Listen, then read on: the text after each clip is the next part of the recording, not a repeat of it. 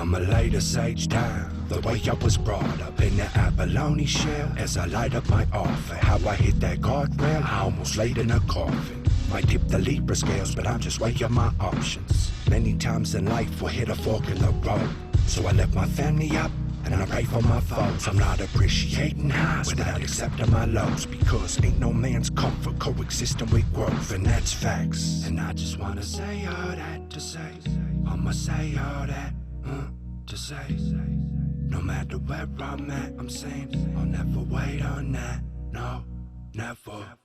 I pull my weight in verbs. If I imagine I'm a pun, I'ma play on words. Now I better claim my worth. I'm scared of indigenous people that came first. We gon' break through. Word on my mama, I'll make sure. I praise you for healing from trauma that ain't yours.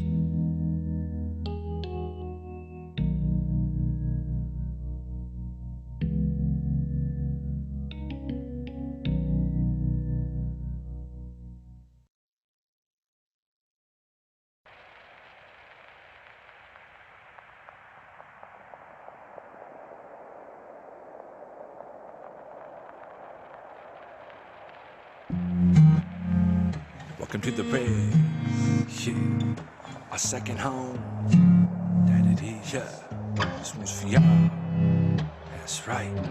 We live our life by the rhythms that we keep, cool stick, drink, catch your visions when we sleep. The whole damn earth gon' quake when we leave. Most gon' love it, some gon' hate it. It's what it is, we some back road natives. Back home where we roll with the vibe. Won't go if the feeling ain't right. Yeah, see there's more to life. We control the night. Yes, we do. Back home where we roll with the vibe. Won't go if the feeling ain't right. I shine bright everywhere I go. There's levels to this shit, and you don't know my cheat code. No, you don't know my cheat code. No, no. I soar like an eagle, that's so like my ego. Give me a chance, I'm ahead of my equals. If this is my last, then I'm threading the needle. Trailing by one, then I'm making a free throw. I'm a believer, and that's my mindset. I'm in the lead, I ain't behind, yeah, yeah. I don't ever wanna fall behind, cause I'll never ever be again. Still I dream.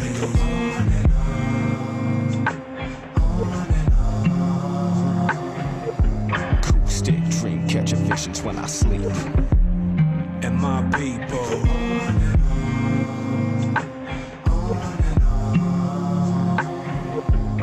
Stick dream, catching visions when we sleep. Back again like I never went away. I'm saying less, but I still got shit to say.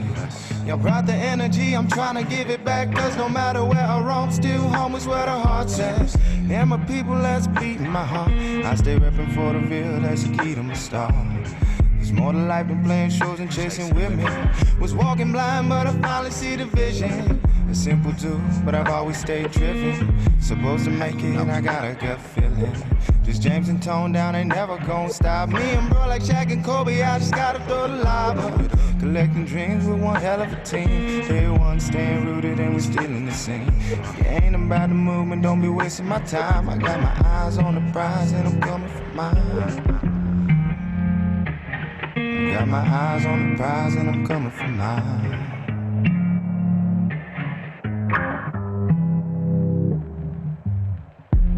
Still I dream. On and on. Cool stick dream, catching visions when I sleep. And my people.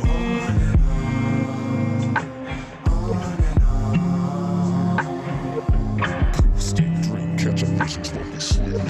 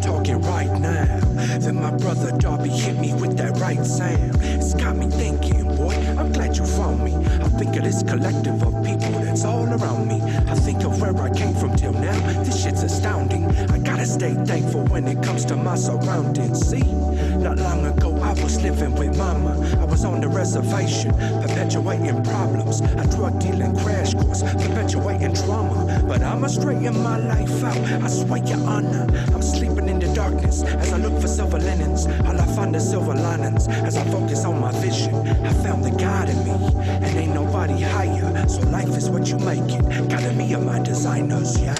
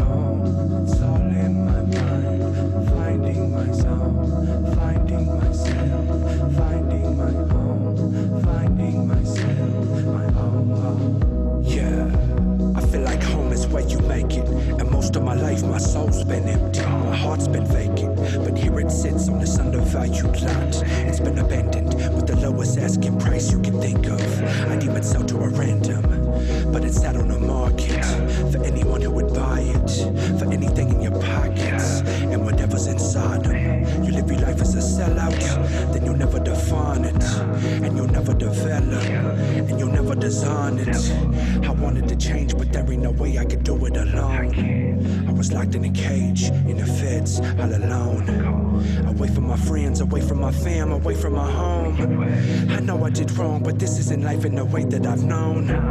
I'll blaze a new path, I'll build a new life while I'm changing my ways. Then people would talk, look at them now, I bet it'll fade. You can like it or not, when look at my past, I'm better today. Living my life, I'll bet on my fate. I've got a new walk and I bet it'll stay. It may be right, it may be wrong, it's all in my mind. I found my zone, I found myself, I found my own, I found myself, I found my own. It may be right, it may be wrong, it's all in my mind. I found my zone, I found myself, I found my home, I found myself, my home. You feeling lost? Go find yourself.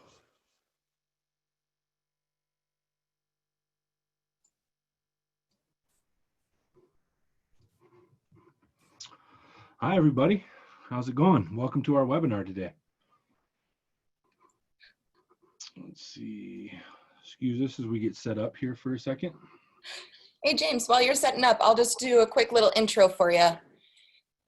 So thank you, everybody, for joining us for another installment of our FPF Resilience webinar series. Today, we have the amazing James Pakootas from the Colville Nation, focusing on navigating our new world and the performing arts. The newly created FPF Resilience webinar series has been developed to continue our work to enhance the business and entrepreneurial skills of Native artists and cultural bearers, as well as expand our virtual community during these rapidly changing times. This bi-weekly webinar series, First Peoples Fund and our nationally recognized Native Arts Professional Development, NAPD, trainers will deliver values-based, topic-focused webinars on Mondays, followed by technical assistant office hours on Wednesdays to follow up on and answer any questions regarding the Monday webinar. So for the rest of the month, James is actually ending out July for us with a bang with his series. But starting in August, we have a great lineup with Ben Sherman from the Oglala Nation. He's going to be focusing on marketing your Native art into the travel and tourism industry. And he'll be doing that on Monday, August 10th and Wednesday, August 12th. And then we also have another amazing NAPD trainer, David Fleming. He's going to be doing a business plan focus webinar series on August 24th and 26th. All this information will be on our website as well as on our Facebook page as an event, just like James. We have a Rolling Res Arts program, which is dedicated to bringing folks in Indian country and the surrounding communities the expertise and disciplines of artists within the First Peoples Fund family. So on the virtual road with Rolling Res Arts happens on Wednesdays. So the next one is August 5th with Cynthia Masterson from 7 p.m. to 8 p.m. Mountain Time. We also have Saturday Art Live. The next one will be August 22nd with Blue Dog Group and Jada L. Gray Eagle from 5 to 6:15 p.m. Mountain Time. And one of our other really amazing programs we have is our fellowship and cultural CSA nominations, excuse me, need some water, which opened July 31st. The fellowship has been open, but both applications are due August 31st at 5 p.m. Please check out our Facebook page and website for more information. Just a few reminders to everyone listening before we start that this is a recorded webinar, which will be available within 48 hours of this webinar concluding on our Facebook page. I will be sharing that in our comments section, both on Zoom and Facebook Live. With Zoom, please keep yourself muted until we bring everybody together after James' presentation to have a virtual group hangout for Q&A. This will be a 1-hour presentation with a 30-minute Q&A with questions from Zoom Live as well as a group virtual gathering like I just said. And before I hand it over to James, I just want to do a land acknowledgement that I would like to respectfully acknowledge that the land that First Peoples Fund is on and where I'm calling from while hosting this webinar is on Lakota land and part of the Oshete-Shakowin in the sacred Pahasapa Black Hills. I also recognize that many of you participating in this live webinar or watching this recording come from many places near and far, and I want to acknowledge the traditional lands and caregivers of those lands that you are on as well. And now it is my honor to introduce James Pakootas from the Colville Nation, focusing on navigating our new world and the performing arts. Thank you, James. All right, thank you, Hillary.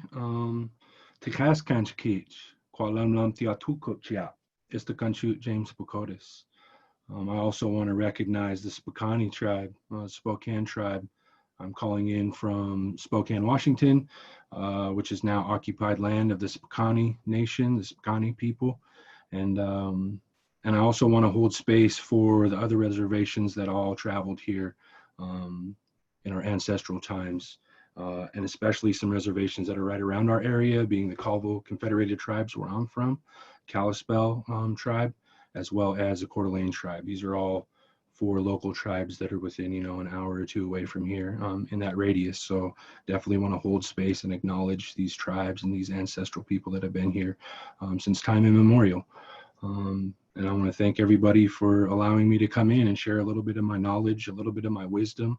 A lot of this knowledge and wisdom that I gained was from First Peoples Fund, working directly with the Native Artist Professional Development trainings, these NAPD trainings that we do.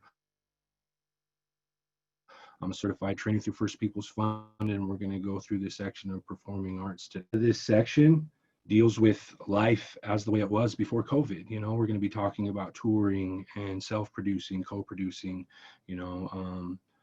getting in line with presenters. And a lot of this is going to be us preparing for those next waves of what performance is going to look like when the world starts to open back up. And then I'll share some different resources from mutual artists in different disciplines or genres, and ways that they're adapting with these times. That's the biggest thing that I stress is over the next year, 2, 3 to 5, we're going to see a lot of adaptation in performing arts. So I want to help give you guys some ideas and just plant seeds so that you can take ownership of what is for you and what works for you. And then anything that doesn't, let it fly. There's a million ways to success, a million definitions of success. And that definition of making it is different for each of us, because we all have different goals. We come from different backgrounds. We have different goals for our lives. Some of us have families, some of us don't have families. So again, we have different values, and there's so many different intricate differences between all of us that it's hard to define that one word success, because it all means something different to all of us. So today, I just want to share some resources with you guys and share some of that knowledge and wisdom that FPF has so graciously shared with me. So I'm going to share my screen here real quick, and we're going to get into this presentation. Can everybody see the webinar clearly? Hillary, can you give me like a yes or a no on whether or not you guys can see the screen? I can see it. Looks great. Okay, awesome. I'll get into it then. So today we're going to talk about self-producing, co-producing, partnering, touring, and adapting to COVID. We're going to talk about the ins and outs of working with a presenter. We'll tap into a little bit of what it is to map your tour. We'll give you the basics of booking agents and artist managers, as well as the basics of contracts and insurance, just to kind of plant the seed of what could be coming. Okay, so self-producing. Let's just start with the definition of it. As FPF has defined it, self-producing is performing artists typically begin by producing their own work, managing all the work of bringing a performance to an audience, finding and renting the venue, hiring production support, and then marketing for the piece. So when self-producing, let's say you have a full body of work, doesn't matter which genre, doesn't matter which discipline that you're in.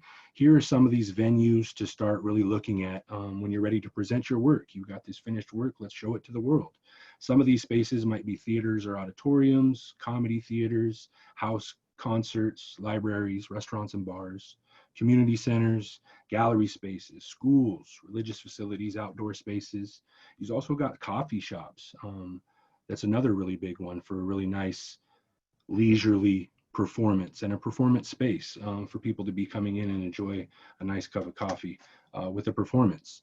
Here's some pros and cons to self-producing. We've always got pros and cons to any partnership that we're going to go in, to any self-production that we're going to go in. And here's a few of those. Some pros to self-producing: you're going to have more control over your presentation, over your marketing. You're going to have and be able to create a track record to help interested presenters want to present your work. You can gain experience or test a new material, and you can potentially have more income. These are the values that I see. A lot of the work that I do is self-producing. I'm an emerging artist. Throughout this presentation, I'll show you pieces that each of us, and each of these artists that I showcase, pieces that each of us have gone in terms of our careers. Some of them are international touring artists that have toured all over Europe. Some of us have just now dipped our toes and our feet into the performing arts world, and we're bumping our heads many of the times in self-production, but learning vastly faster than I would partnering with any venues or anything. So again, these are all different ways, different approaches to find success. The cons of self-producing are going to be, again, potentially more expensive. You've got to think about renting the spaces that you're in, and every aspect of putting on a show. You're renting your lighting, you're renting the stage space, you're renting the venue. There's so many different things that go in. You got your food, your travel, all these little intricate things, which we go into earlier in these productions or earlier into these webinars of budgeting, and the value of budgeting when it comes to producing your own work is going to be exponentially better, as in not creating a budget and not thinking of all of these little intricate details when we are doing these budgets. Another con that comes with self-producing is it's very time consuming. It takes away from that creative process. It requires a capacity to carry out your own marketing. This is a huge one. Having tools available now with social media is making it a little bit easier to self-produce. So we'll go into a couple different avenues of how to do self-promotion on social media as well today. It requires identifying and managing space and personnel. And that's a lot of research done. And you have to assume 100% of the risk when doing this. You're not partnering with any venue at this point. So I just moved into Spokane a little over a year ago. So this is a new market for me. So I'm creating these bodies of work while we're down in COVID. We're not able to go out and do shows and tour and do all these things that I thought I was going to be able to do this year, as I took this leap as a professional performing artist. And so here is a way, and this goes into that marketing that I'm talking about.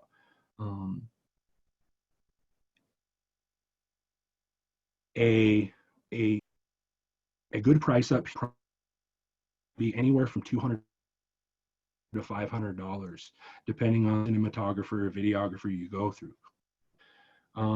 I've started, because my biggest passion is self-production, I've started to secure the items and secure the things that it's going to take me, the pieces of equipment, the software, to produce my own work. And this is one of those. So I'm going to share this piece of work. It's only a 90-second video, but allows you to see what's possible in creating our own work and producing our own work.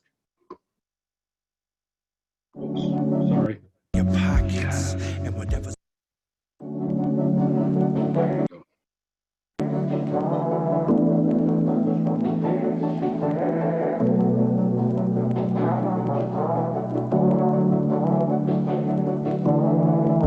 I never wanna waste your time. I just wanna be myself.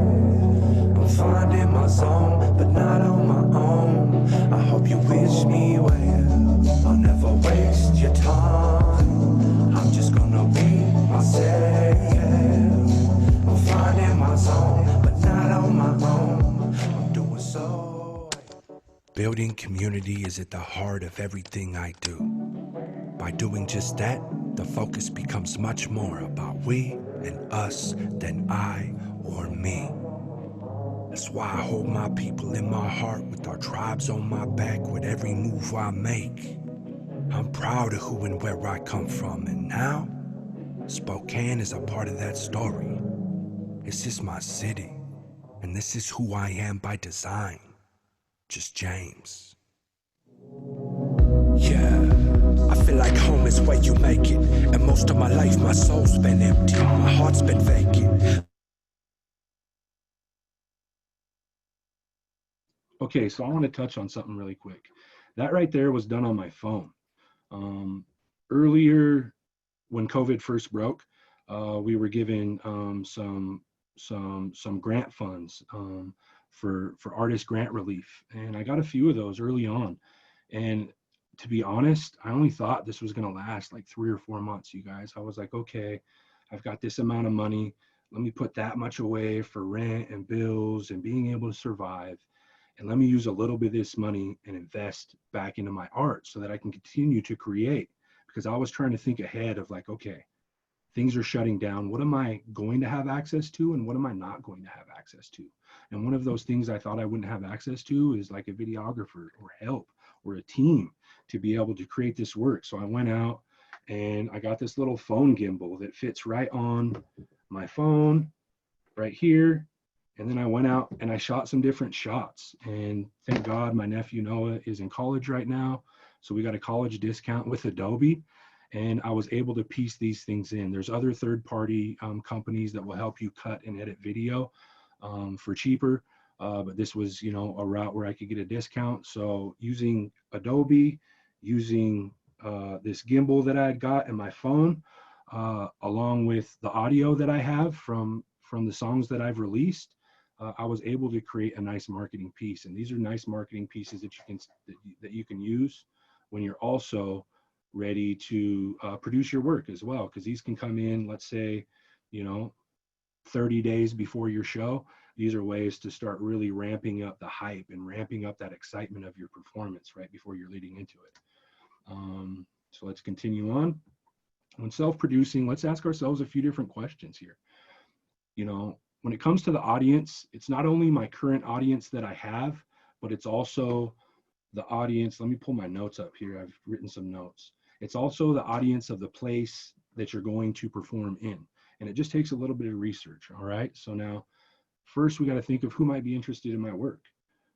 Where might I find these audiences? And in what communities do they live and work? Are there venues in those communities that will serve my work? Now, here's the big thing. In Spokane, we've got downtown, there's many events, many performance places, but they're all close knit in with each other. A lot of events are booked, on the same nights. So we really got to consider the parking when it comes to that. And then the audience capacity. Think about, let's say you pack in a show at 30 to 50, let's say even 90 people per show. That's your audience base. That's what your market value is going into that show. And you're trying to rent a space that has 300 or 400 of that capacity, knowing that you go in at 90 or 100, it may be too is a return on your investment.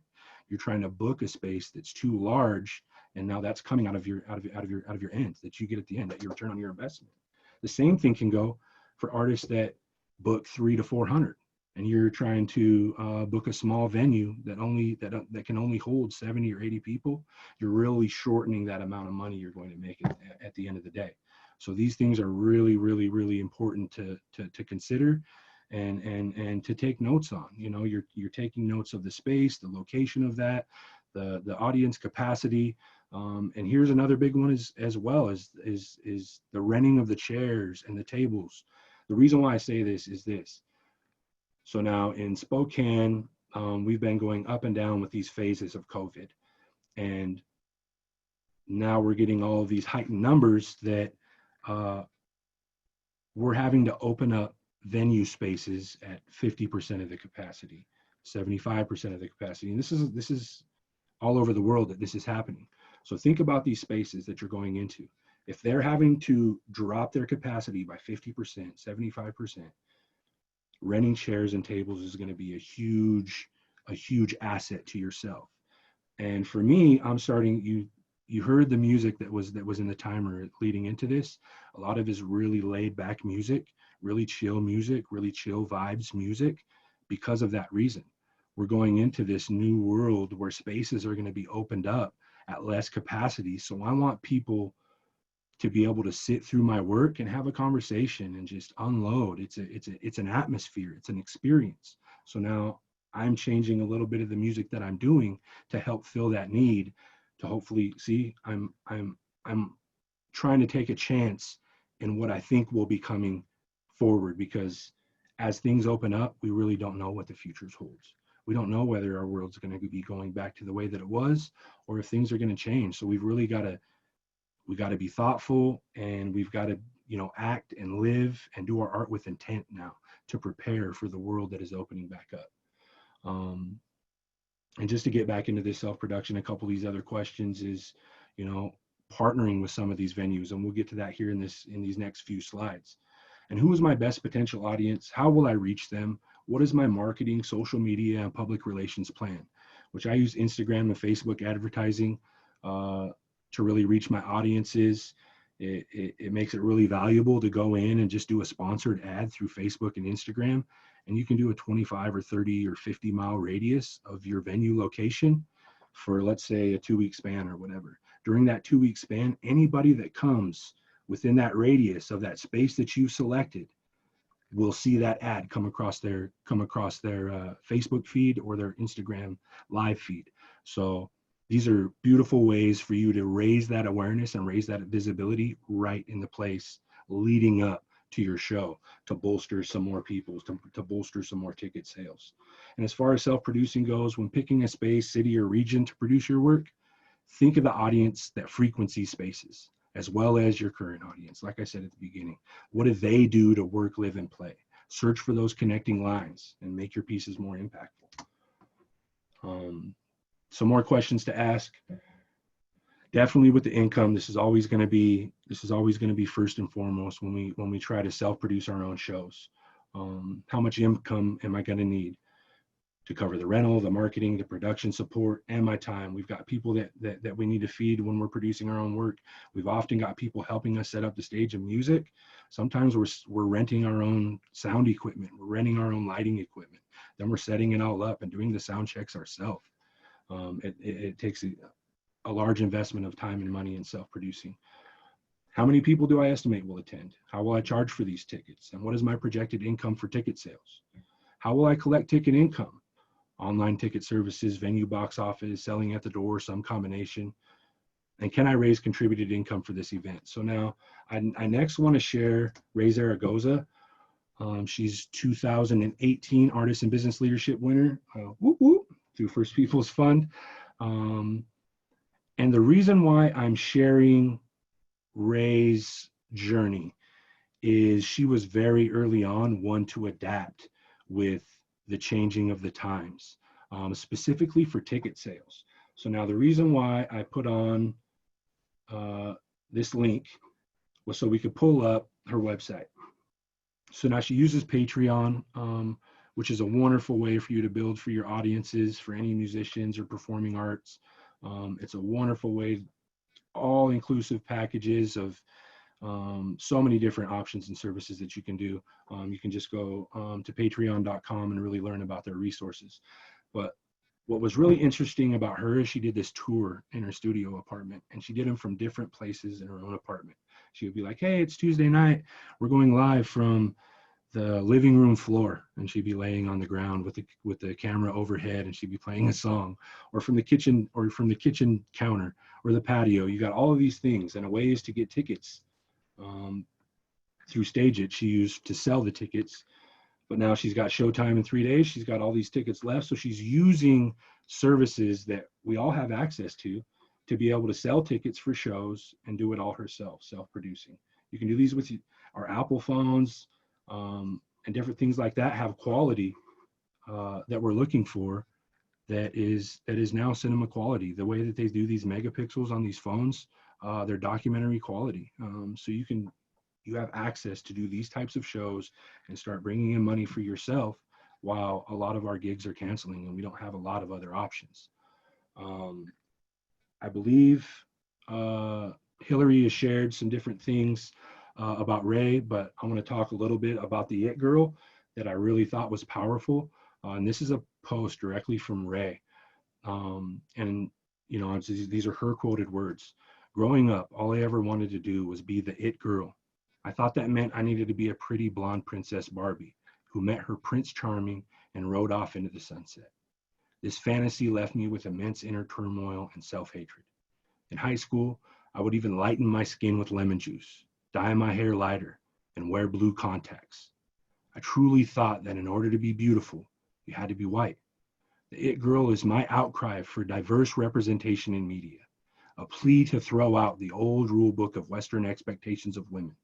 I am proud to be a multicultural brown woman with insecurities and a vibrant intersection identity that I continue to grapple with. I hope young girls of today will know that the It Girl is whatever the hell they want it to be.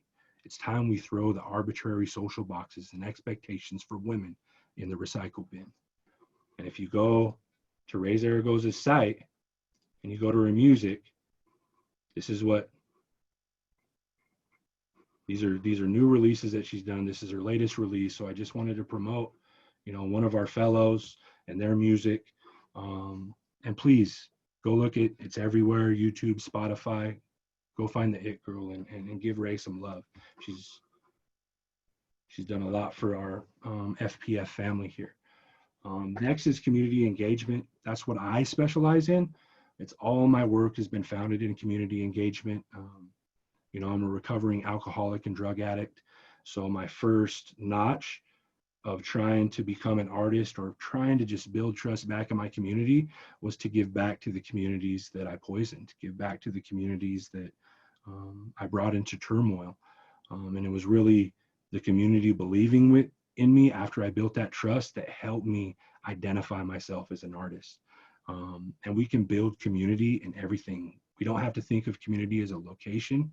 In everything that we do, and all of the different workshops and master classes, performances, we're building a community of people that love music, that love dance, that love theater, that love art. And we're aligning them to be inspired. So that's the power that I get from community engagement.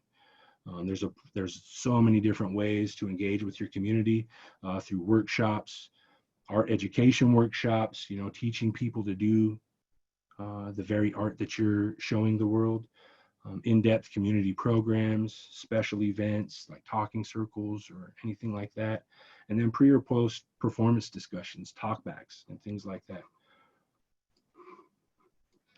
To highlight community engagement, I'd like to introduce you to Maura Garcia. She is a Native Launchpad winner this last year.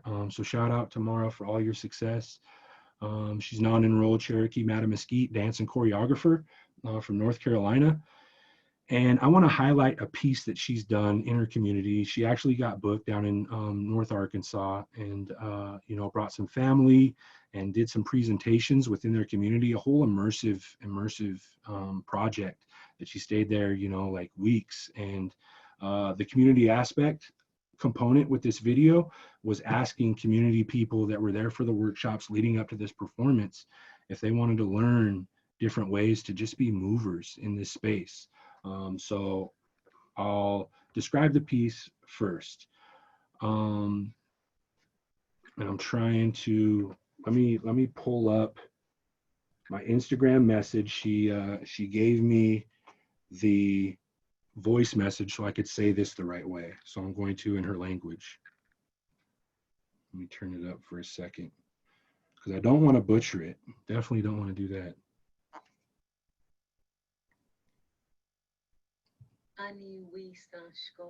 Okay, good.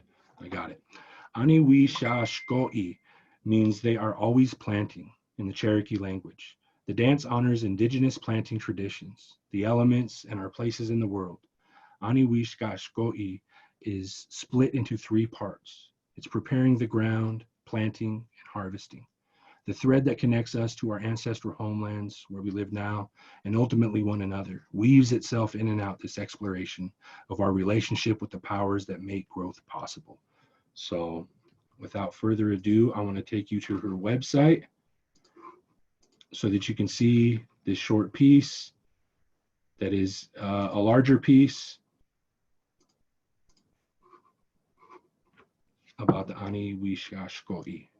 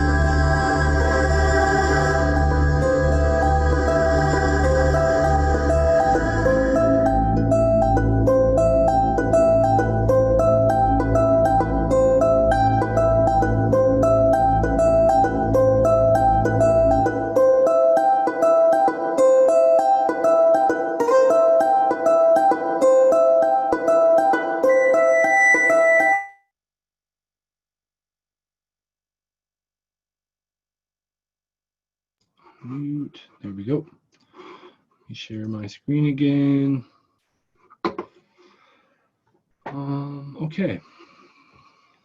I want to give you guys a little bit of information about Maura. Maura Garcia is a dance artist who creates contemporary indigenous performance. Her work is powered by a desire to perpetuate ancestral knowledge, actively respect the living earth, and bring happiness to people. Maura's artistic creations reflect the power of stories to form and change our realities. Through narrative-driven choreography and beat-embracing movement, She seeks to form connections, empower indigenous cultural values, and explore the rhythms of the natural world. So she's another artist that I take a lot of inspiration from, especially when it comes to community engagement. Take a lot of notes from her in community engagement to help empower my own presentations and performances as well. Now we're going to get in, so that was all self-producing, and now let's get into when you're co-producing, when you're partnering, sometimes with other artists, sometimes with other groups, sometimes with venues, and producing together to take some of that load off and maybe some of that liability as well. So co-producing or partnership, it's all about building relationships.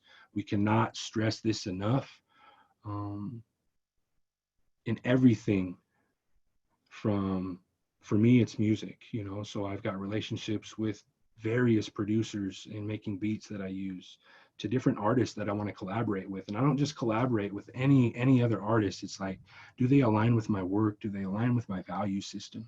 Do they have a good business practices? How does their performance look? Would they give a similar impactful show than I would, or even more impactful show than I would, so that I can grow and learn from them as well? So really in everything from here on out, even in the self-producing, relationship building is the primary source of where you're going to find your success. We can have all of these artists that have massive, massive talent, massive, massive value, but their work isn't being seen because they don't know how to build relationships or maintain them. And it can really hurt your art in the long run. So now we'll go on to responsibilities, and, you know, from the artist, from the venues, and just kind of give you kind of what to expect from an artist point of view, from a presenter's point of view, and really what that relationship looks like through these next few slides. There we go. Now we got it set up to automatic, so that's good. So benefits of partnerships. Partnerships can provide a lot of different values. It can give you access to audiences that you don't have yet. It can give you the ability to reach broader and more diverse audiences, especially when you're going to be partnering with people to go on tour. These are different audiences that would never even know who you were had you not stepped in the door. They can share some of that risk or some of that cost when it comes to producing these shows. It can give you access to space that you wouldn't have. Maybe some of these artists, maybe some of these venues start to believe in you, and they already have access to huge spaces or powerful, impactful spaces where you've been trying to get into, but keep getting kind of that stiff arm. I've gotten that a few different times dealing with arts organizations and venues, because I don't have the value that they're looking for yet. They can't see it on paper, and they don't know me from Adam. So it's nice to be able to partner with some other people that have a deeper connection with the venue, spaces, and audiences that you're trying to get a connection with. They can give you access to other funds that are contributed. A lot of these venues are sponsored by a lot of different events. We did some events here in Spokane where we approached some of our community-led banks, our credit unions, because they're all about community building. So sometimes you can give nice proposals and presentations to some of these credit unions that are local, and they'll help you produce your shows because they want to build community, and they see the value in art and culture building community with you. And they'll share some of that responsibility for your marketing, your production support, which can also be huge, especially in marketing. Like I was saying, with that $300 to $500 range of videography, it's going to take, you know, it took me a week to put that video together. So you got to think about time investment when it comes to producing these pieces of work that you're doing as well. Why seek these partnerships, you know, as alternatives to self-producing? We all got these questions. Why can't I just do the work myself? You know, why would I want to even partner with anybody in the first place? Instead of accepting all of this risk, all of this workload, all of this liability, you can seek partners and co-producers to bring a more imaginative approach. Most times with our collaboration that I've done with Talon, out of South Dakota, with Los, over in New Jersey, with Mara, Dadat, so many different artists from all these different regions of the world. I've gotten a lot more value and imagination and a fire of passion, igniting more than I would doing all the work myself. I don't have anybody else to bounce these ideas off when I'm producing everything by myself. I don't have an outside perspective to really take that piece of work to the next level. through a different imagination, which are always good. Partners might include cultural centers, nonprofit arts groups, libraries, parks and rec departments, social service organizations, and schools.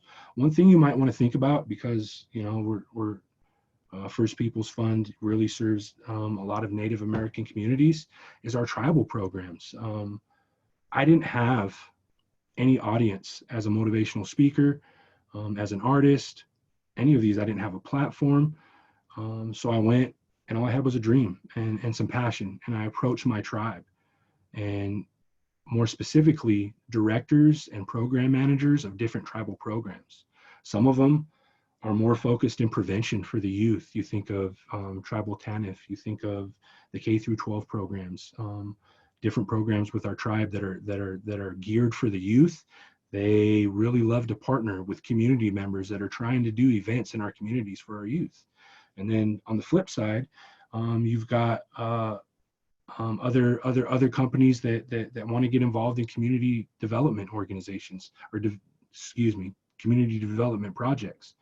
Where I come from, we've got a native CDFI called the Northwest Native Development Fund, and they really like to get behind community-led projects, not specifically to the youth, elders, anything like that, more in building community. So you really got to think about tribal programs being a viable source to help you present your work.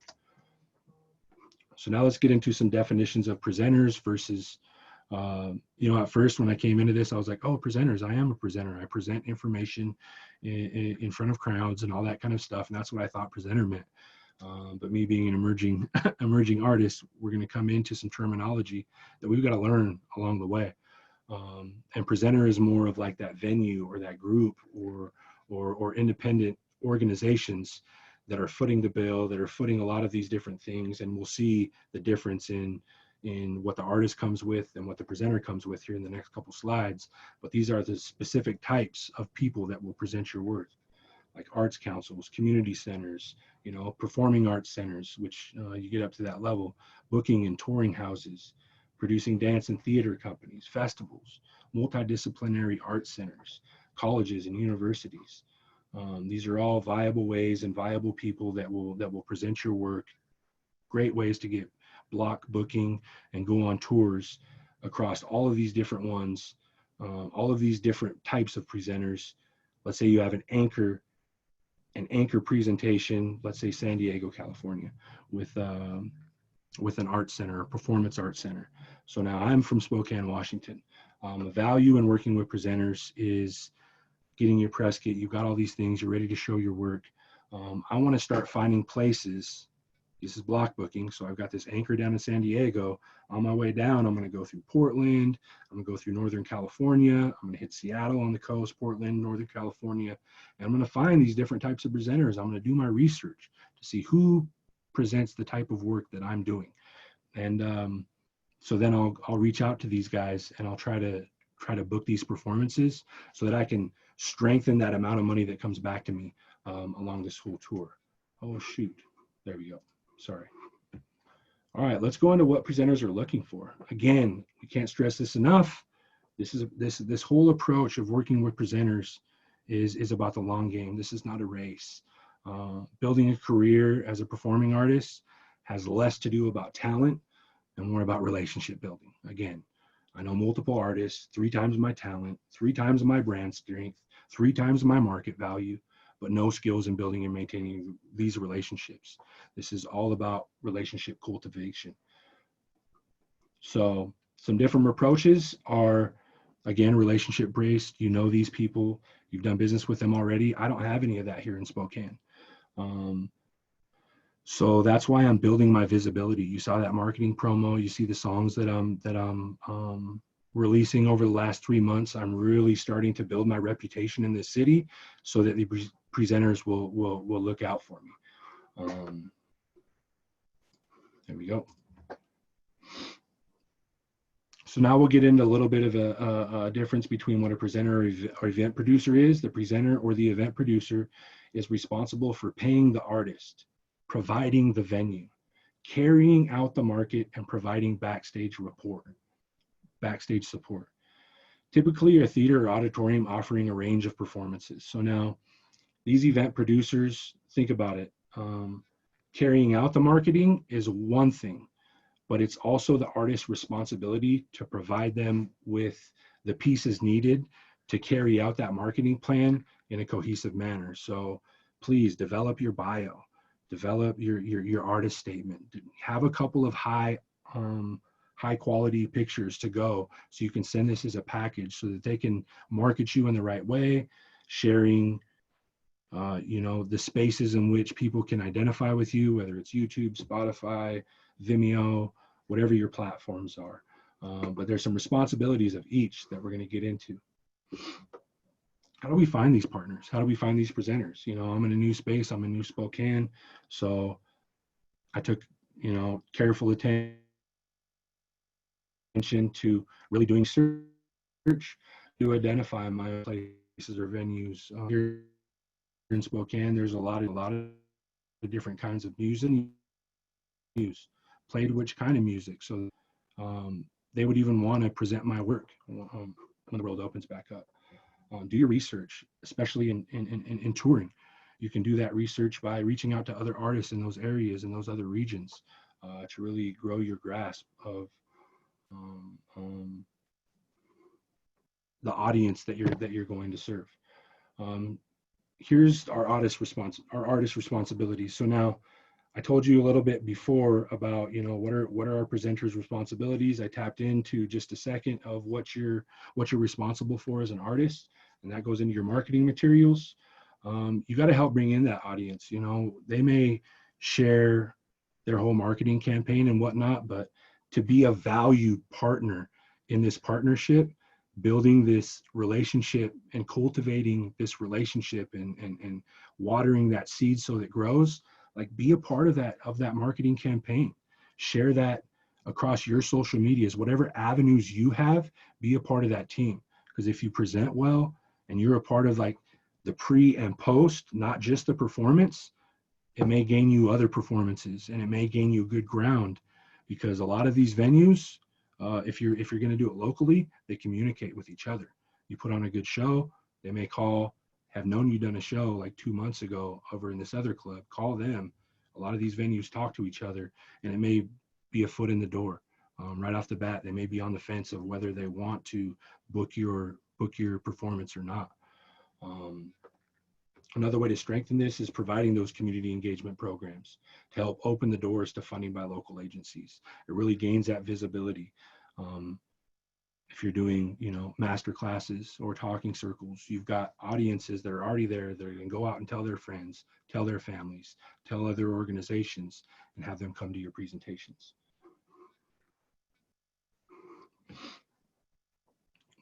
Continued of presenter responsibilities. They're going to have to provide the space. They're paying all the artist fees that's directly related to your performance, and they're marketing and doing the public relations. They're also having to do all the fundraising, which is a huge benefit versus self-producing, which I'll get into when we get into the touring. I'll talk about the load and the stress that comes from trying to produce your own work and perform your own work all in the same hat, which can be a little bit difficult.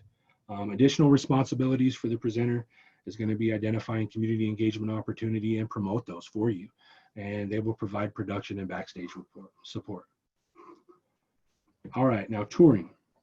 Here's the big thing is like we're in this incubation period right now, which I'm taking as I'm collaborating with other people to create bodies of work while creating my own body of work, so that while we all start releasing our content, there may be opportunity for us to team together, partner, co-produce with the people that I've been collaborating with, to take some of that load off of myself when I want to go on tour.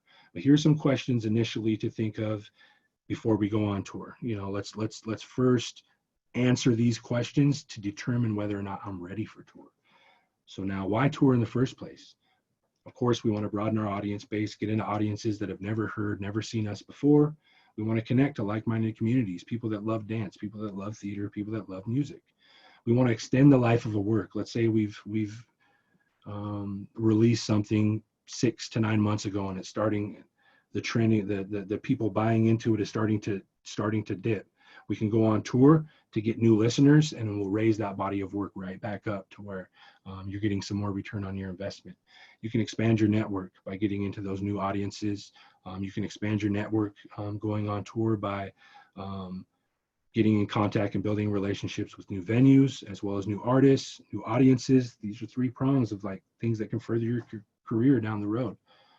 Generating additional income, especially with that anchor point analogy I was using earlier. You got a show for $2,500 down here. You start booking shows on the way. That $2,500 trip just turned to $4,500, $5,000, whatever you can do on your workload and your time frame. And then, of course, yes, I'm an explorer, so I want to see the country. I want to meet new people. That's what the value of my work is, community work at all times. And what type of works tour? Let's get into some different bodies of work. These are what presenters are really going to look at. These are the shining, stars, so to speak, of knowing you've got something ready and something that is a complete body of work ready to tour. It has local and regional support base. It's economically feasible and it's portable. It knows its audience. It crosses disciplines and sectors. So now just one piece, I'm self-producing. A lot of my work, I'm having to rent my own equipment, all of these different things. So now if I'm trying to take a show on the road and I'm doing it all self-production, I've got to rent a van, I've got to rent all the equipment and the lighting, and then take that all out. So think about the economic strength you'll get by co-producing and dealing with presenters, especially on tour, dealing with presenters that already have this work. So it increases your return on your investment. Again, these are concepts we've got to think about to be sustainable as performing artists. We're in a world right now that is very unsustainable. So we've got to find new ways to practice and perform our art to remain sustainable in this industry. And again, crosses disciplines and sectors. That's huge value. Dance, music, theater, all being combined. That's huge value for performance arts and different presenters. They want to see different types of disciplines come together to increase audience bases. Oh, my thing didn't work. There we go. So I started a company 3 or 4 years ago called New Age Warriors, and it was response to a tour that we went on. It's called Empower Our Future Speaking and Concert Series. We first initially went to 6 different communities. We did 10 events, and it was all in our high schools and middle schools of the reservation that I come from. Again, this was me proving to my community, proving to myself that I could be a benefit to our community.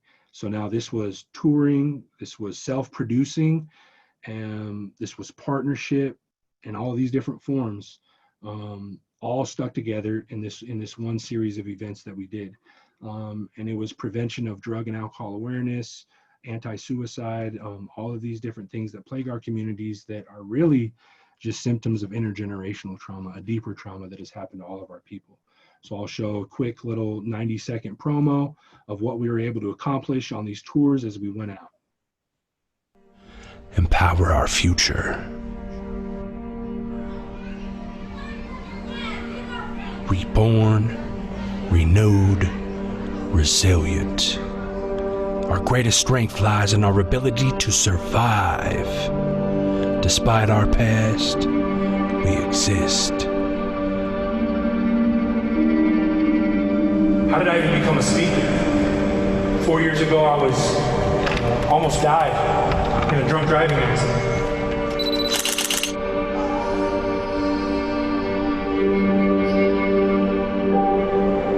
A lot of pain, a lot of torment. Hello, my name is Maya Berko. On November 7, 2005, both of my parents passed away in a drunk driving accident, leaving behind me, my older sister, and my younger sister. How do we reach the youth? Well, we speak their language.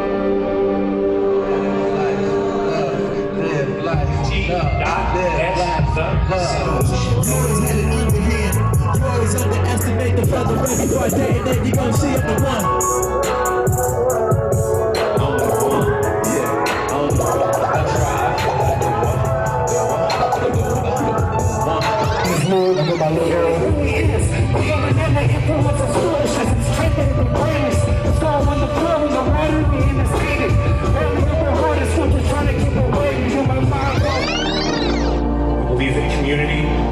And culture, create power, create resilience, create the things that we need to move on. That's our message today.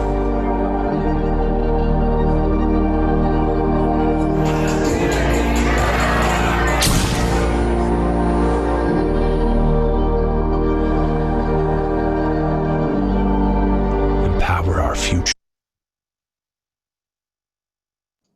Let me unmute myself. So yeah, the biggest obstacles I had, because I worked with a team of those 4 people that presented, and we were basically the ones that did all the work. So I had to go out and meet with all the different school boards to make sure that they would allow us to come into their school. I had to go meet with every single tribal program to try to get the funding to try to bring, a full 3-hour presentation with a DJ, 2 speakers, and 2 artists. Like those are a lot of mouths that need to be fed. So I had to raise the money to make that happen. I had to figure out how to make all the equipment. Thank God we had a DJ that we hired that had all the equipment necessary that would fill the sound of gyms. So we had enough equipment to make this a powerful, impactful presentation. And then I had to figure out the dates, what route we were going to go. So I did all of this work behind the scenes. And then even during the day of, here I am making sure our school representative has the script to be able to introduce us the right way. I had to figure out, everything was in the green room for our artists and everybody was taken care of. They had drinks, they had food, all of these different things. Sometimes we did 2 performances in a day.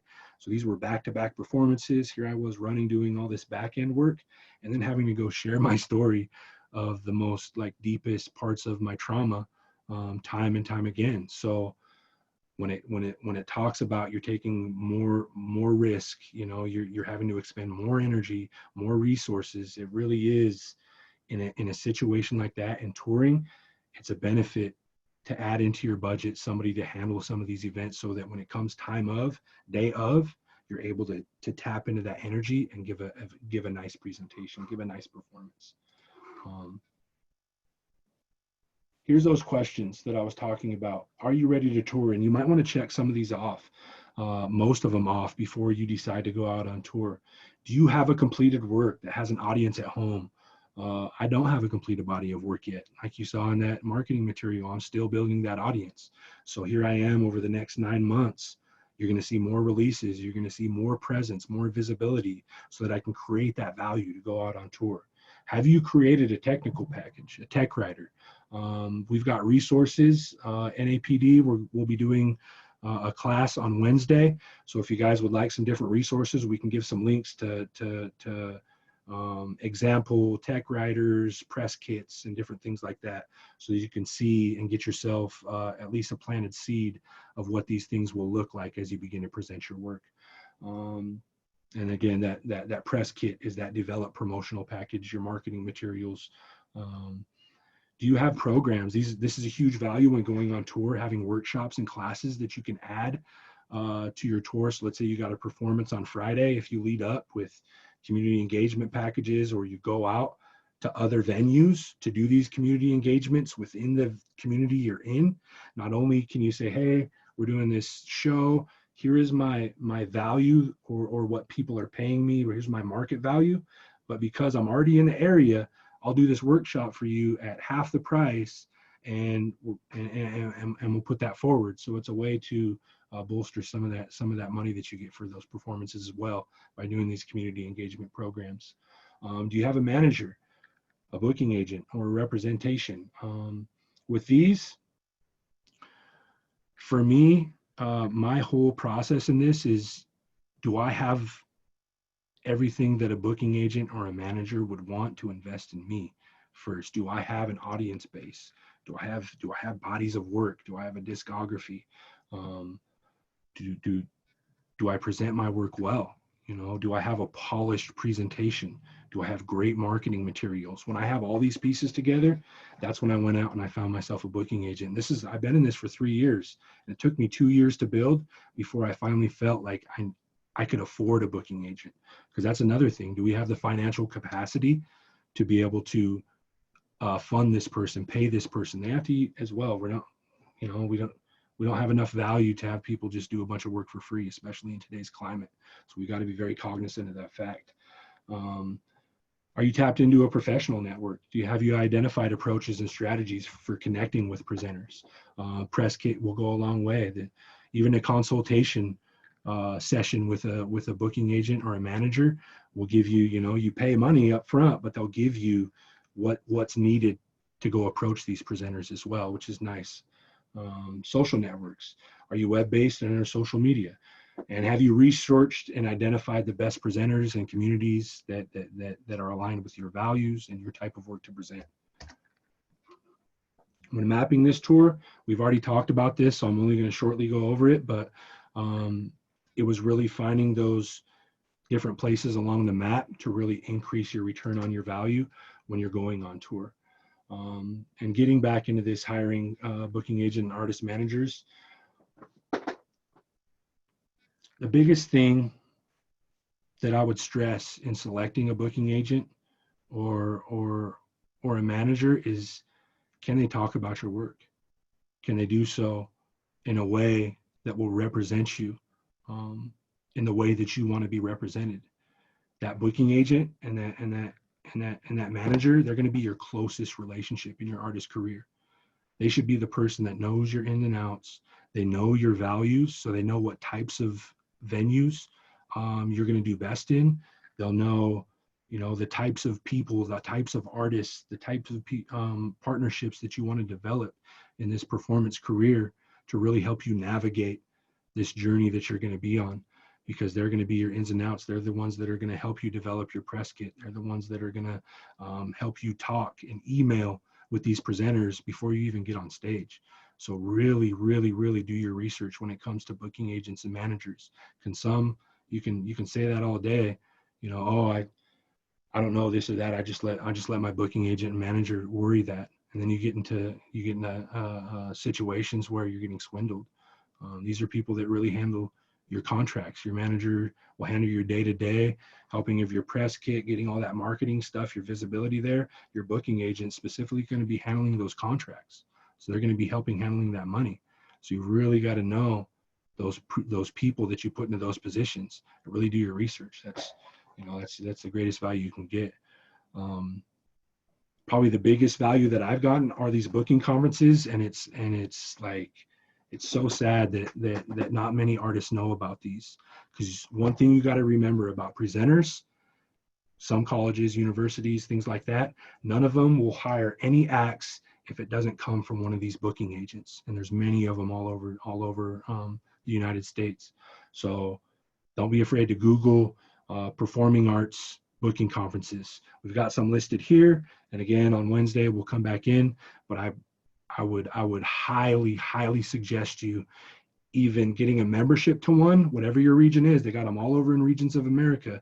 Go just be a part of one and see what it's about. It's the hub for all performing arts managers, booking agents, venues, presenters. It's places specifically meant for all of these people to come together, meet, plant seeds, and build relationships so that you can book and tour for the next year, 2, sometimes 3 years, 4 years, 5 years out.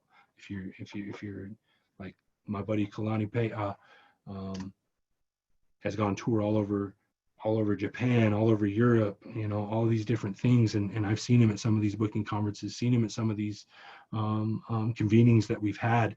And that's where we get a lot of huge value. You start getting in to some of these venues that will pay you more as well. Like local value here, I'm not going to get paid what I am when I go to these booking conferences, because I'm asking for a higher value, because people are coming in, walking in the door at like this low cap of sometimes $5,000, So there's huge value in those booking conferences if you're trying to be sustainable as you grow in this arts economy. And then contracts. Let's just touch base a little bit on this. The basic elements of a contract are going to be the basic description of the event, the when you're getting paid, who's getting paid, your artist's right to terminate. When do you have a right to terminate this contract? Sickness or accident, the presenter or venue cancellation, what are the terms that they are able to terminate the contract? And this is a huge one, acts of God and force majeure. So now people are using acts of God as a way to terminate contracts, saying that COVID is an act of God. We had no, we had no idea this was coming. So make sure that there's a clear understanding between you and these people that you're partnering with when it comes to these acts of God, because COVID can be used as that in some forms. And then it'll be who's doing promotion, who's doing marketing, what pieces are being transferred from who. It's going to have tickets. What are the prices? Where and when can you get them? How many comp tickets can I get as an artist? And again, when you go into these contracts, just know that you, before it's signed, you have the right to ask for anything. You can ask, like Maura, she's very health conscious and environment conscious, so she's got it actually written in, and she's conscious towards the working people too. She had it written into her contract. She did a performance at a theater, and she had it written into her contract that 4 of the people that are the working staff that clean up the space, that clean up the stage and all that, were given comp tickets, and were able to come see the show.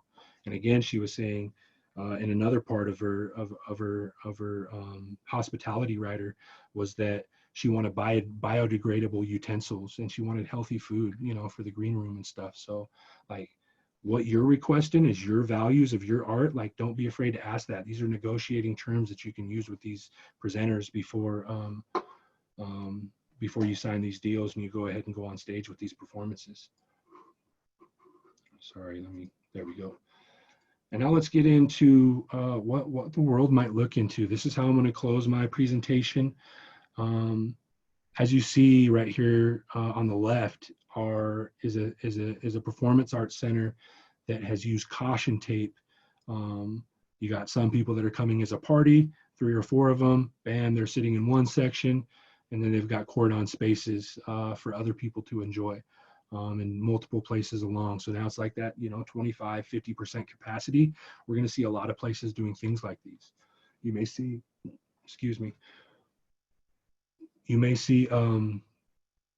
as well, they're going to be checking the temperatures at the front so that COVID stops spreading. So these are things you need to be aware of. These are things that need to be notified when you're marketing for your shows. Let your audience know what they're getting into, what kind of spaces they're going to be stepping into, so that they can prepare themselves for the show as well. They may think they're just coming to a regular show, not knowing that they need a mask, not knowing that they're going to get their temperature checked, not knowing that they're going to be separated from other people, and it may create some discomfort or lack of people coming without all of the information. So, as innovative as it is to do things like this, just be transparent in everything that you do. So here, these are just a couple ways. And another one I saw was that was just like this drive-through. And this, obviously you see the picture, it's of a huge space, but we've got 2 or 3 local drive-throughs. They're still a couple hours out of town. But these are spaces in our own communities that we could utilize. Not only that, but park spaces. I was talking with a couple of nonprofit organizations here in the city. I'm a director for One Heart Native Arts and Film Festival. So we're trying to think of innovative ways to be able to present work.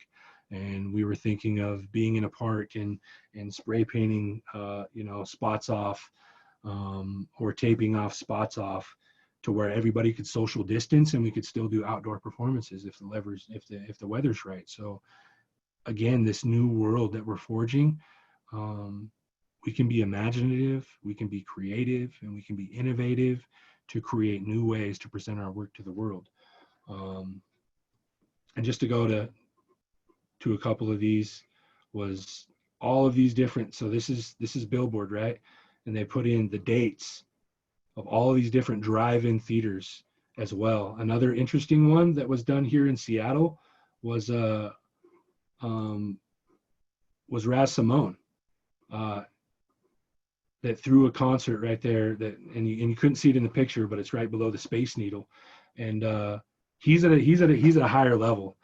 He's an internationally touring hip hop artist, and he went and got headphones for everybody to wear that could stream to their whatever their radio frequency output was, to where they could all put the headphones on in their cars and be able to hear it at the quality that he wanted them to hear it. And here he was right there on top of it was either a drive-in parking lot or a shopping center parking lot, where he was still able to perform his work and everybody could still see him and pull up in cars.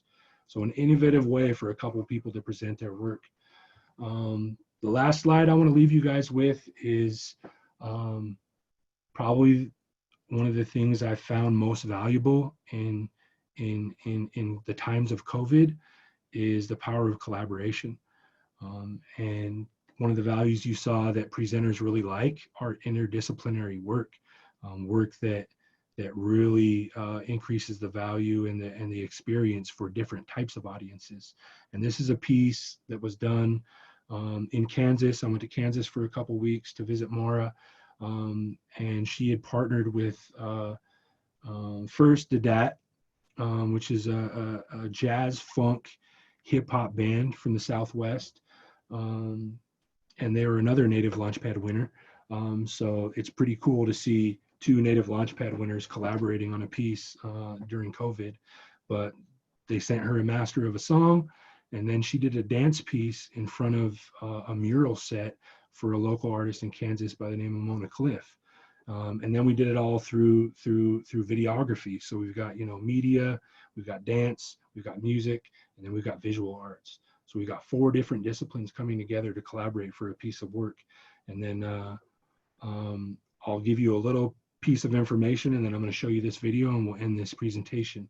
But this video is, the title of it is called In Tongue, and it's a music video collaboration uplifting the vibrancy of indigenous cultures and the resiliency of the human spirit. One afternoon in the homelands of the Kaw and Osage Nations, contemporary choreographer Maura Garcia, non-enrolled Cherokee and Mattamuskeet, danced to the music of Navajo-fronted hip-hop jazz funk fusion band Dedat in front of a mural featuring Osage design and Osage language created by visual artist Mona Cliff. And she's Ani and Nakota. The result, a multi-layered music video uniting indigenous artists across genres and miles. The music, a song entitled In Tongue, was composed by Dedat. Delbert Anderson plays trumpet, Defy, Chris Bidtaz is the front man, the vocals, Nicholas Lucero on drums, Mike McCullahan on the cello. And Delbert Mora are both currently fellows in the Western Arts Alliance prominent. You saw that booking conference earlier. That's that Western Arts Alliance booking conference that these guys got awarded at. And at Delbert's suggestion, Mora choreographed a dance specifically for In Tongue. They wanted the collaboration to uplift people's spirits, especially in the times of COVID. So without further ado, In Tongue.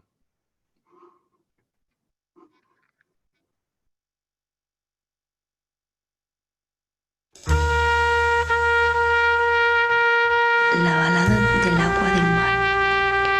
El mar sonríe a lo lejos, dientes de espuma, labios de cielo. Que vendes, oh joven turbia, con los senos al aire. Vendo, Señor, el agua de los mares.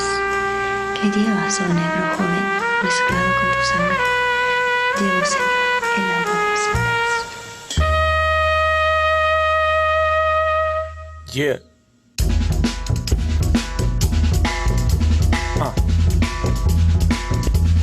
Go, you rhyme tight, get 5 likes, no limelight, no promo. Time flies by, you slow poke. In hindsight, you know so. It's prime time, let's go, yo.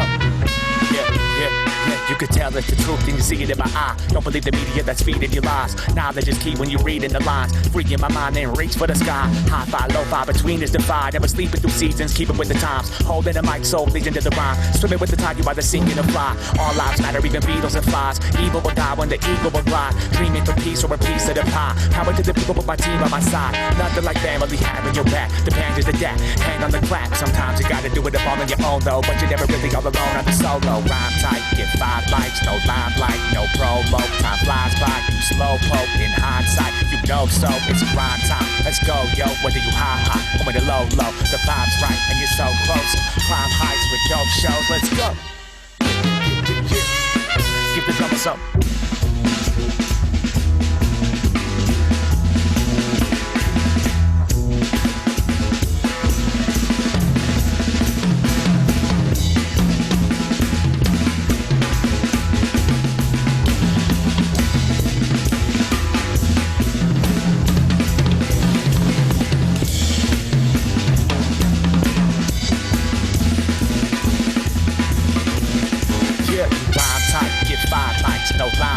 no promo. Time flies by, slow poke. In hindsight, you know so. It's grind time. Let's go, yo, with the high high, or with the low low. The vibe's right, and you're so close. We climb heights with dope shows. You know. Yo, yeah. Literally living in a minute with no misery. No limiting admitted within our infinite energy. Spit it so vividly, fitted with wisdom and memory. Serenity heals, reveals our hidden identity. Listen to the melody, it's giving you amenities. And even with everything, you better be dope. The rest in the boat, the better we quote to get in it.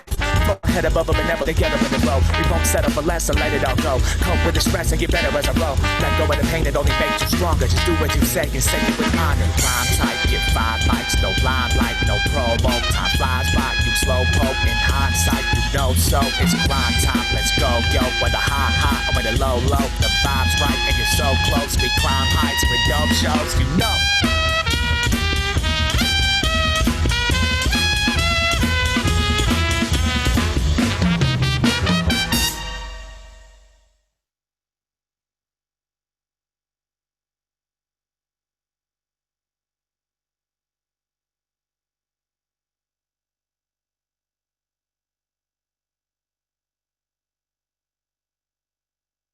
Sorry, I was muted.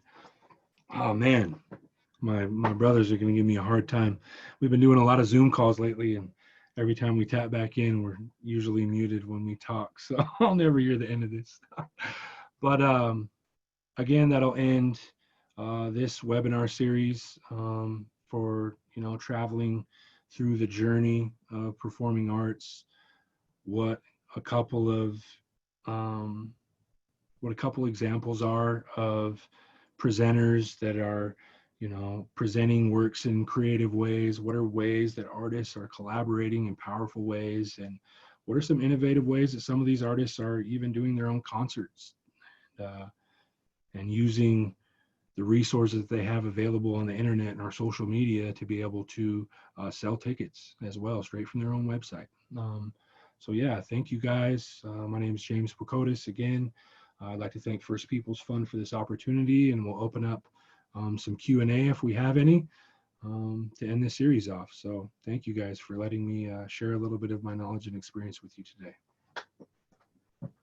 Well, rock out, James. That was a wonderful way of ending it with a video on Facebook Live. People were definitely digging the music and the dancing, so awesome. Right. Yeah. I'll start inviting the people in Zoom to come in and start chit-chatting. So nice. Sorry, I was a little bit nervous there, you guys. I fumbled a few times, but I practiced a few different times beforehand, and it was easy, and it all sounded so awesome, and then you get to it, and it was a little bit more difficult. So hopefully everything was at least I said it clearly enough for you guys to understand. You did a great job, James. I guess to start off real quick, as people are starting to join the conversation on Zoom, is partnership, as you were saying, is such an important part of being a successful artist. But what if you are like super shy or just insecure about this part of the work? Like, what resources or advice would you give to somebody like that to build up that confidence? It's funny. We've got a few people. So I've also started another company called Dream Chasers Music Collective, DCM Collective. It started as just a recording studio, but it loosely became just like a collective of like-minded artists and producers that want to get together and just create, and we got a few of these artists that are really young, don't really want to get out there and make their art known, and there's space for that as well. There's different space, especially now. This creates the perfect buffer for us to create these pieces of work, whether it's video, whether it's audio, like however you want to present your work on your own social media, and then slowly post these things to your social media, whether you have a YouTube, like for me on music, so it's like Spotify, YouTube, Facebook, Instagram, my website are like my 5 places where I want people to really connect with me on. So it's easy for me to create the pieces in the comfort of my own home with the own people around me, and presenting these out on my own to my own viewers, to my own family, to my own community, the people that'll be watching from my Facebook, and gauge that interaction. And that's a way to slowly build up your confidence to show to the people that you love. You know, a lot of them will give you a lot of constructive feedback. Even if it's not the most powerful of work, many people that I've approached have been like, okay, I don't really like rap. A lot of my family are horse people. They're like, I don't really like rap. I can't hear these words or something. So, okay, like I could take it as like, oh, they couldn't right. You know, so it was a way for me to adapt my work to where more people could understand it. Another way is doing your own performances, like in your own backyard, in your own parks and communities that have small, like, I'm trying to think of, there's a space we have like downtown Riverfront Park. As long as you get a gathering permit, you can put up your own stuff right there in town. An easy way is to invite your friends on social media, your family on social media, and do your own self-producing event right in your own community, right in your own community center, your gym, your park, whatever it is. So that way you can start small. You can start with the 10, 15 people that know you to really start building up that confidence before you start going out and really trying to tackle 500 people engagements, which now, like, I've spoken in front of like 500 or 600 people at once now. That were specifically there to hear me speak. So it didn't start that way. You know, I started with a small community event during, it was called Mill Pond Days, a celebration that's in our community in Nespelem. And, you know, I spoke there to just my community. And it was an event that was already set up, local events. And that's another thing to pay attention to as well. You can go to your post office, you can go to your Safeways, you can go to all your different places where people put up flyers and they put up posters of community events that are coming.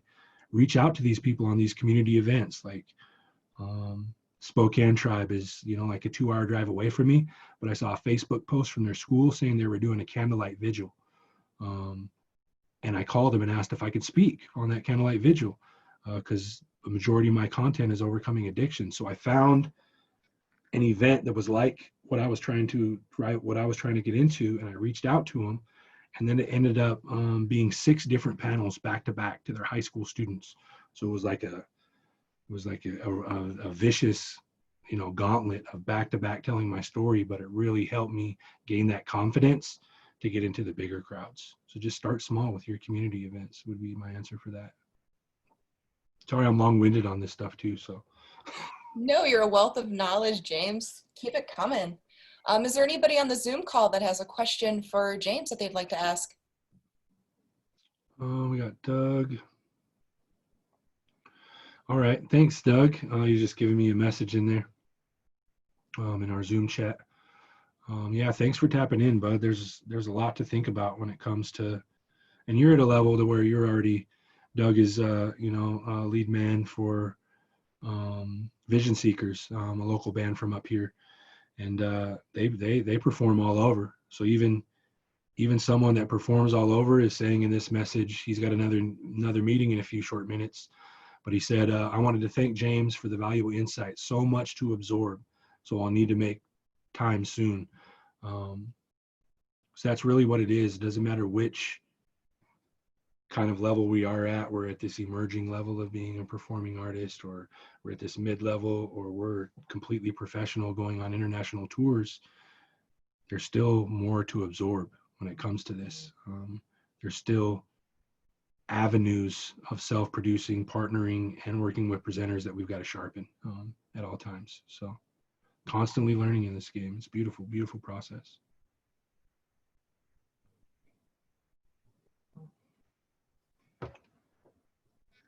Thanks again, James. So anybody on the Zoom call have any questions they'd like to ask James directly? Yeah, I'm looking at the live right now, so I can see if there's any in the live as well. Yeah, we're just getting a lot of love from people on it for sure. Looks like Kalani and Belle are definitely. We got a message here in the Zoom I'll share for the people in live from Santana Moss.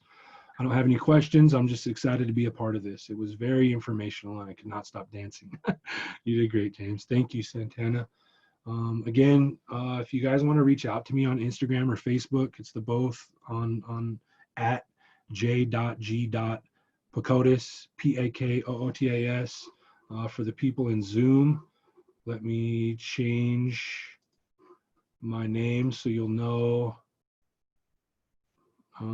what it's spelled like. And I'll do the same in the live.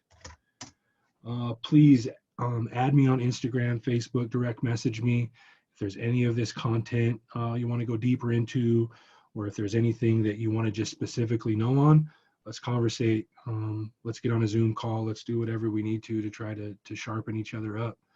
Again, I'm an emerging artist that I've done a lot in the short time that I've been performing and doing this, and it hasn't come without a lot of bumps on the head along the way.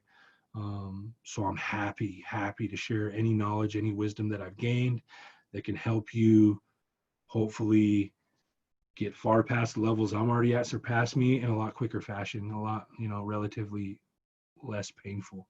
I did a lot of things not knowing. I didn't have a platform, I didn't have resources. So it was really crafting a career from nothing, but the love and support of my community and my family that continues to encourage me through this. So I give that same love and encouragement to anybody that comes across my private message or across my face or anything like that. Like, we're in this together. I don't want anybody to feel like you're going into performing arts, whether it's music, dance, like this is a huge competition. Like, what First Peoples Fund has opened my eyes to going to these booking conferences is there is an audience and there is a slice of pie for all of us. I'm not competing with any other artist, any other group, any other producer, because they're not me. They don't have my value. I'm in competition with myself. And by doing so, by lifting other artists up, I lift up that whole ecosystem so that we can all start becoming sustainable. You know what I mean? There's enough out there for all of us. So don't ever think that you got to be super competitive towards the next artist in this business. You'll find your audience, you'll find your voice, and you'll find people that want to present your work as well. Oh, thanks, James. It looks like Talon has a question. Okay.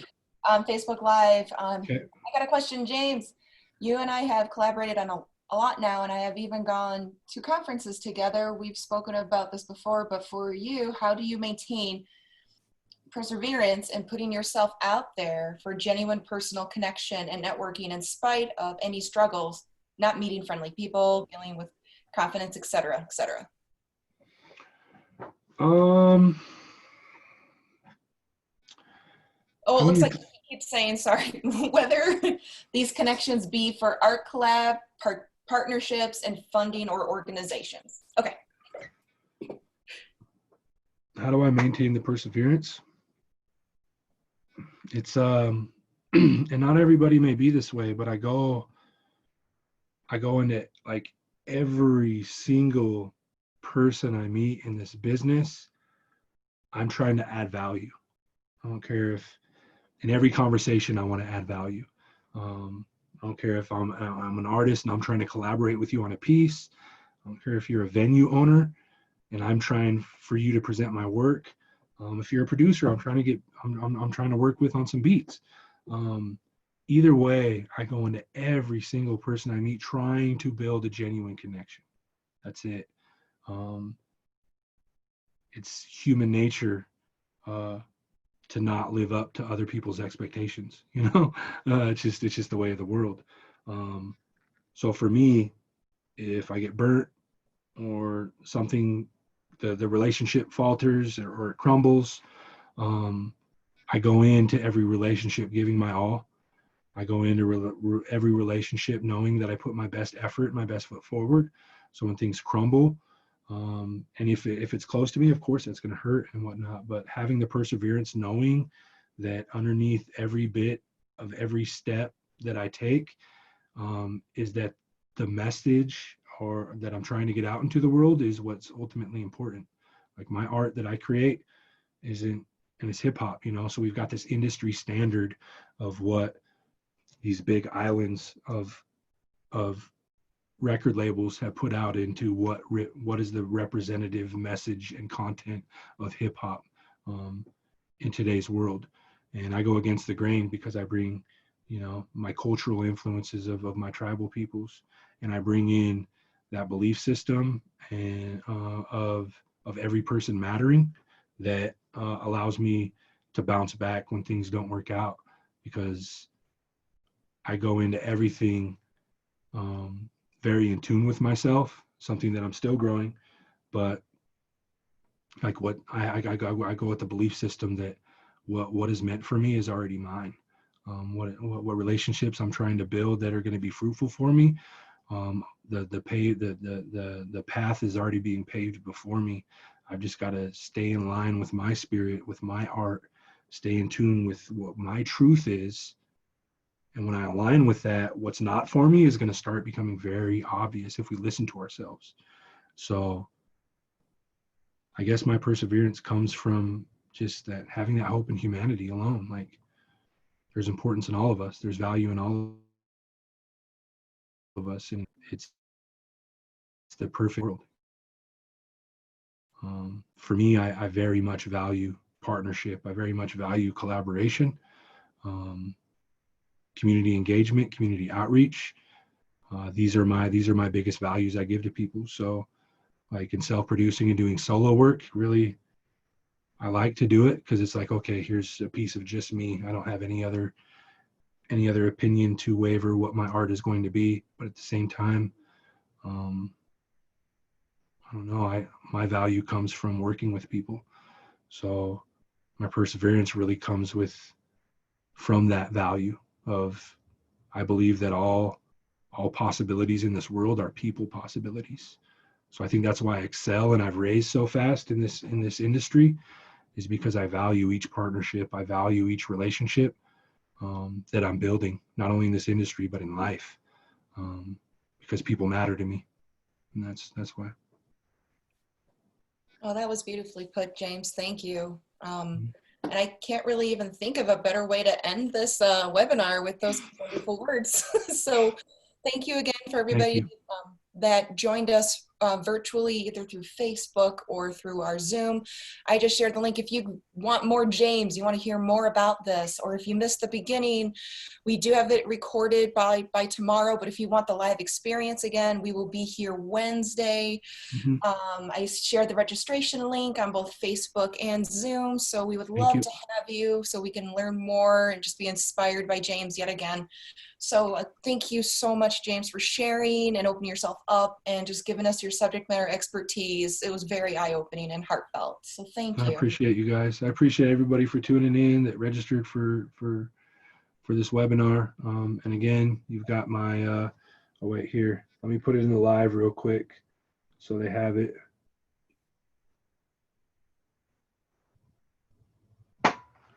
And then I just posted in live. It's on my name in the Zoom webinar right now. If you're in Zoom, that handle is across all my social medias. So please connect with me if you have any further connections. If you want to collaborate in the future, like we're doing interdisciplinary work. There's value in everything. Let's build with each other. Like we're in a very hard time, and we've got to be able to get through this with each other, because we don't know what the future is really going to look like. We can only hope that it'll go these ways that we plan for.